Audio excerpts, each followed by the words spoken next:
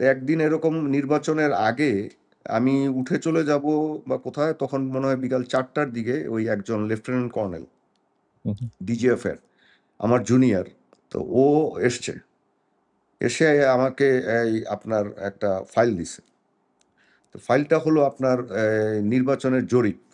হুম, হুম, তো ডিজিএফআই ওরে কি প্রতিটা 300 আসনওয়ারই আপনার জরিপ করে। হুম, ধরেন হুম, ঢাকা পাঁচ, ঢাকা পাঁচে বিএনপির 3জন সম্ভাব্য প্রার্থী, আওয়ামী লীগের 3জন, জামাতের 2জন, কে দাঁড়াইলে কত ভোট পেতে পারে, এরকম এক একটা জরিপ করে, বুঝছেন? এভাবে জরিপ করে ওরা আসলে একটা প্যাটার্ন দাঁড় করায় যে আসলে বিএনপির কে দাঁড়াইলে বেশি ভোট পাবে, আওয়ামী লীগের কে দাঁড়াইলে, এরকম করে আর কি।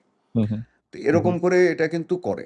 তো এটা করা, ওটা আমার কাছে দিল। তো ওটার মধ্যে দেখি সবগুলা নেড়ে চেড়ে দেখলাম যে একদম ইন ডিটেইলস করেছে, বুঝছেন? হুম, হুম, তা সেটার মধ্যেও ফলাফল যে বিএনপি জামাত জোট এরা কিন্তু 155-60টা আসন পেয়ে যাবে। আচ্ছা। মানে তখনও এই সুশীল সমাজ ছাড়া, ঢাকার এলিট শ্রেণী ছাড়া, কথিত এলিট শ্রেণী ছাড়া হুম, হুম, গ্রামে গঞ্জে বেগম জিয়া এবং বিএনপি বা জামাত, বিএনপি জামাত জোটের জনপ্রিয়তা কিন্তু কমেনি, জি। ওইভাবে কমেনি।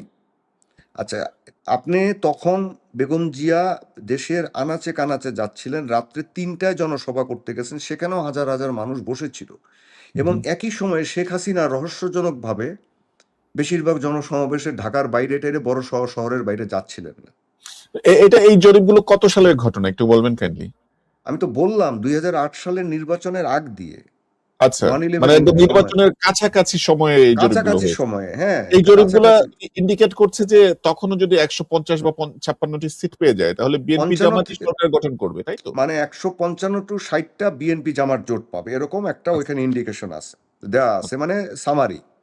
আচ্ছা। এবং ওখানে দেখা যাচ্ছে লেখাও হচ্ছে যে বিএনপি যেমন, মানে গ্রামাঞ্চলে বা মফস্বলে বিএনপি জামাতের জনপ্রিয়তা তখনও অক্ষুণ্ণ, যথেষ্ট হুম, হুম, আছে।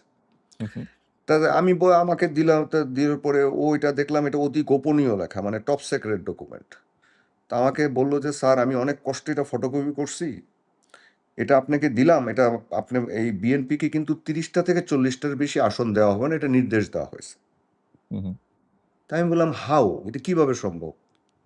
এটা আমি বলতে পারবো না। এটা ওই ও হলো শেখ মামুন খালেদ, এই যে তখন ব্রিগেডিয়ার মামুন খালেদের অধীনস্থ সে, বুঝছেন? হুম, হুম, মানে ওই ব্যুরোতে কাজ করে, ওরাই কাজটা, এই জরিপটা করছে, ওই যে স্পেশাল অপারেশন উইং বললাম না, ওরা এটা জি, করছে। জি। তা আমার তো মাথা খারাপ হয়ে গেল। ও বললো যে স্যার এটা আপনি দেখেন বেগম জিয়াকে জানান, এটা দিয়ে গেলাম আপনাকে। ওই ছেলে, ওই অফিসার আমাকে আরো অনেক তথ্য দিচ্ছে, এরকম আরো অনেক অফিসার আছে।